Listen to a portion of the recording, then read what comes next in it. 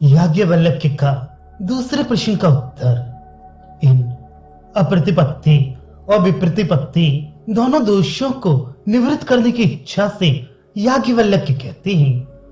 याज्ञवल्क्य ने कहा, हे गार्गी, उस तत्व को तो ब्रह्मवेत्ता अक्षर कहते हैं।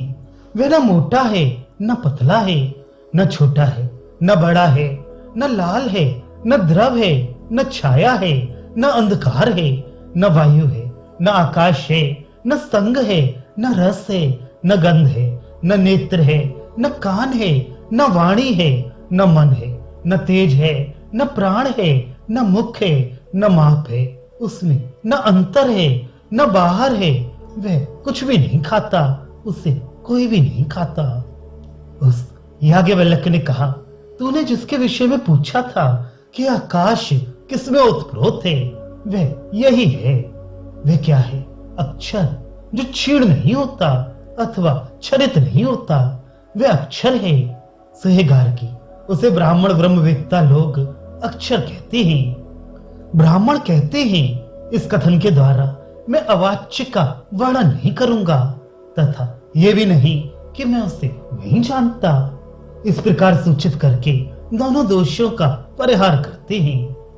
इस प्रकार प्रश्न का निराकरण हो जाने पर फिर गार्गी का यह प्रश्न समझना चाहिए, अच्छा तो बताओ, ब्रह्मवेत्ता लोग जिसका वर्णन करते हैं वह अक्षर क्या है? ऐसा कहे जाने पर याज्ञवल्क्य कहते हैं, वह अस्थूल स्थूल से भिन्न है। तो क्या अणु अर्थात सूक्ष्म है? नहीं, अनणु अर्थात सूक्ष्म से भिन्न है। अच्छा, तो हिर्स अर्थात छोटा होगा? नहीं, वह हिर्स भी नहीं है।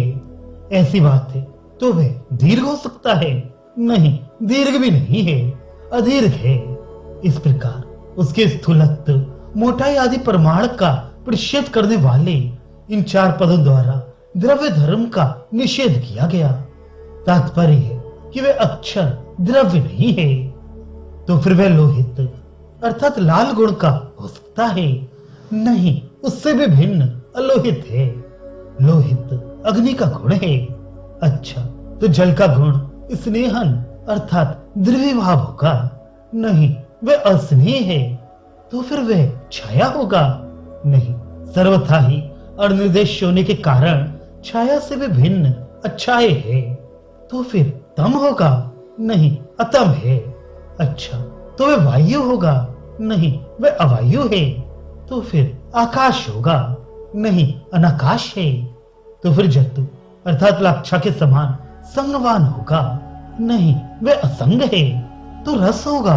नहीं, अरस है। अच्छा, तो गंध होगा? नहीं, अगंध है।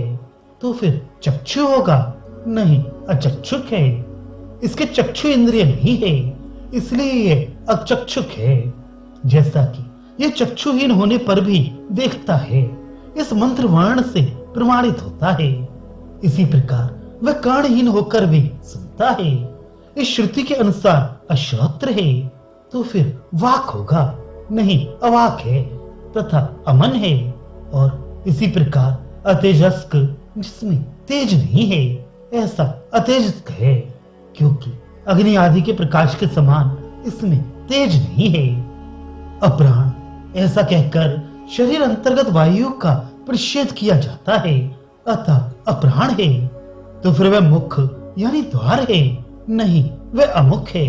वह अमात्र है, जिससे माप किया जाए उसे मात्र कहते हैं।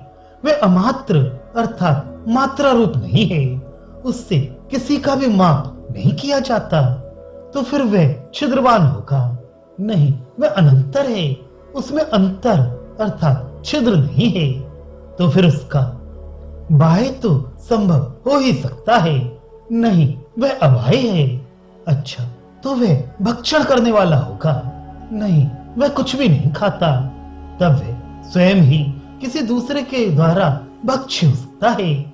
नहीं, उसे कोई भी नहीं खाता। तात्पर्य है कि वह समस्त विषयों से रहित है। वह तो द्वितीय से रहित अकेला ही है। फिर किससे किसको विशेषित किया जाए?